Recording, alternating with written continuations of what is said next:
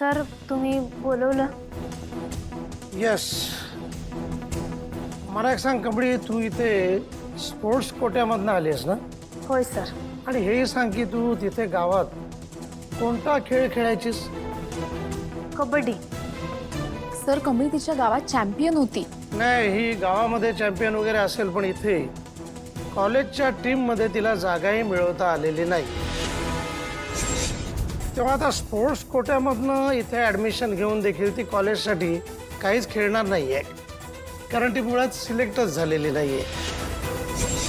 तेव्हा really sorry to से, पण कमळीजी, आता तुला या कॉलेजमध्ये शिकता येणार नाही.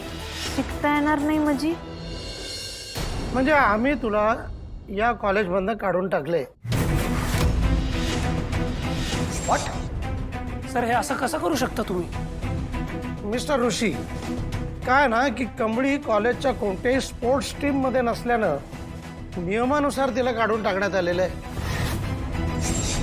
सर आपण तिला टीम मध्ये यायचंय, तिचं सिलेक्शन झालं नाही. इतक्या चांगल्या प्लेअरचं सिलेक्शन का झालं नाही याची चौकशी करायला हवी ना आपण. कसली चौकशी? हे बघा मिस्टर ऋषी, साधना मॅडम इकडे समोरच आहेत आणि त्यांना हे माहिती आहे की अनिकाशी सिलेक्शन मॅचमध्ये कमळी हरली आहे. त्यामुळे आता कोणत्याही चर्चेचा प्रश्नच उद्भवत नाहीये. मी हिला या कॉलेजमधनं काढून टाकतोय. सर अहो तिच्या हाताला लागलेलं म्हणून ती सिलेक्ट झाली नसेल, पण तिचा गेम चांगला आहे, याच्याने आपल्या कॉलेजला फायदाच होईल. तिला एक चान्स तरी द्या. सर तुम्ही मला पाहिजे तर दुसरा कुठला बी खेळ खेळायला द्या. मी खेळतो की मला एक संधी तर द्या.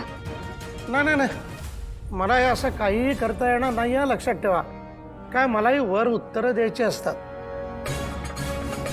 ह्यो अन्नपूर्णा आजींचा निर्णय असेल काय? नाही, ते असलं काही नाही करणार. मॅम प्लीज, आता तुम्हीच यातून काहीतरी मार्ग काढू शकता. इंजुरीमुळे तिचं सिलेक्शन झालं नाही, पण यामुळे तिची शिक्षणाची संधी काढून घेणं हे बरोबर नाही ना. नो, काहीही करता येणार नाहीये. कमळी, तू आता इथून जाऊ शकतेस आणि वर्गात नाही, डायरेक्ट हॉस्टेलला जा आणि सामानाची आवरावर करायला घे, कळलं? आणि हा, तुझ्या त्या मैत्रिणीला देखील सांग बरं का.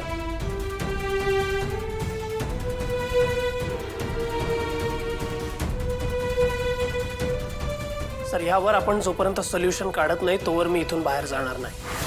आपल्याला याबद्दल बोलावंच लागेल.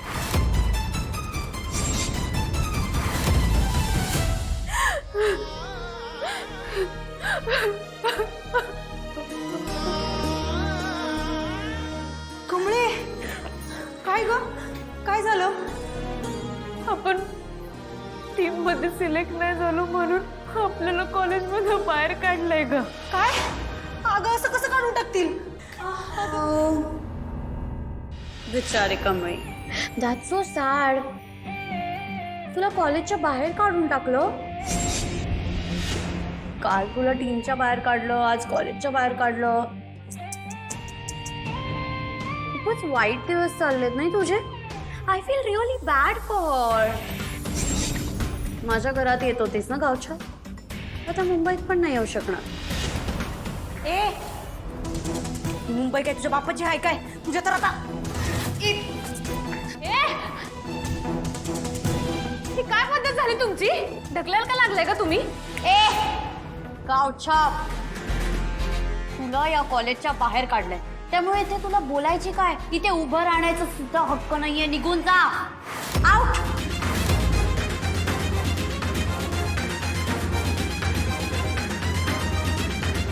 कमी ठीक आहे. कॉलेजमधनं बाहेर जायचं लेटर आहे ना वही. सराव आता आम्ही कुठं जाऊ? मी माझी सगळी स्वप्न घेऊन इथं आलतो. काहीतरी मोठं होऊन करायचं सपन बघितलं खरं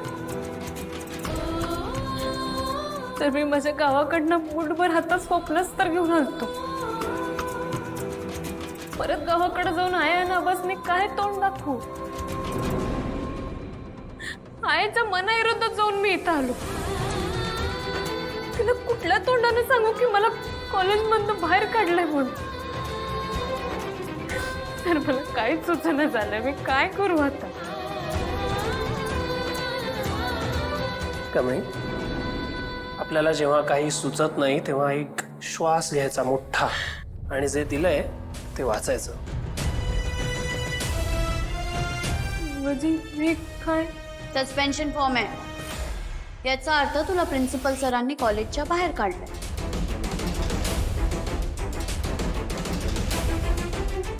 सर,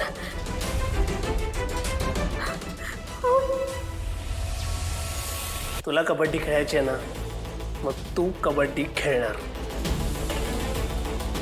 कम ऑन रेश, मी तिला माझ्या टीम मध्ये घेणार नाही. आणि घेणार काय, मी उभं पण नाही करणार हिला. त्याची गरज पण नाही आहे अनिका. कॉलेजच्या 2 टीम असतील, ए टीम आणि बी टीम. ए टीमची कॅप्टन म्हणून तुला हवं ते करतो. कमळी बी टीम मधून खेळ. आणि हो, त्या टीममध्ये ॲव्हरेज प्लेयर्स चालतात अनेक. आणि हे सगळं ऋषी सरांमुळे शक्य झालं. यावेळी आपल्या कॉलेजकडून एक टीम नाही तर 2 टीम्स पार्टिसिपेट करणार. उद्याच जाऊन आम्ही 2ही फॉर्म्स भरणार आहोत. म्हणजे आता आम्हाला कोणीच कॉलेजच्या बाहेर काढणार नाही ना? कोणीच नाही.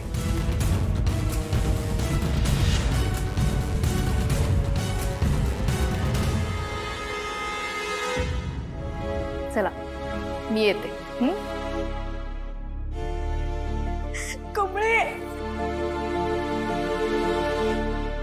आपले ऋषी सर लय भारी माणूस आहेत बघ. अनिका, 1 मिनिट. तुझा प्रॉब्लेम काय नक्की कमळी बरोबर? रेश, तू कमळीबद्दल विचारायला माझ्या मागे मागे आलास. Listen, I just have one thing to say. तू एक स्पोर्ट्स पर्सन आहेस.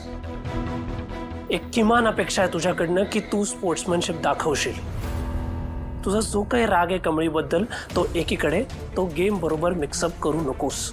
हे बघ रेश, प्लीज तू त्या कमळीची बाजू घेऊन माझ्याशी बोलू नकोस. And as a sports person I know my job.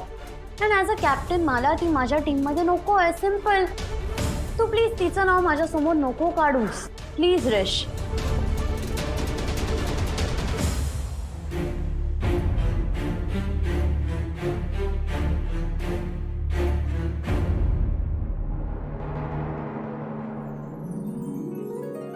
Sir, तुम्ही आज जे केलं त्यासाठी खरंच तुमचं लय आभार. Thank you so much. कमळी, मैत्रीत अशी फॉर्मॅलिटी नसते आणायची सारखी. हो, पण मैत्रीत असं सारखंच त्रास देणाऱ्यांना फॉर्मॅलिटी दाखवायला लागते. त्रास? तुला काय वाटतं मला त्रास होतो तुझा? उलट तुझ्यासाठी काही करता आलं तर बरंच वाटतं मला. बघ, मी म्हणलेलं की नाही, आता फक्त त्या माकडीला हरून दाखव. म्हणजे हेच आपलं थँक्यू असेल सरांना. माकडी? हो ती आणि का हो. सॉरी.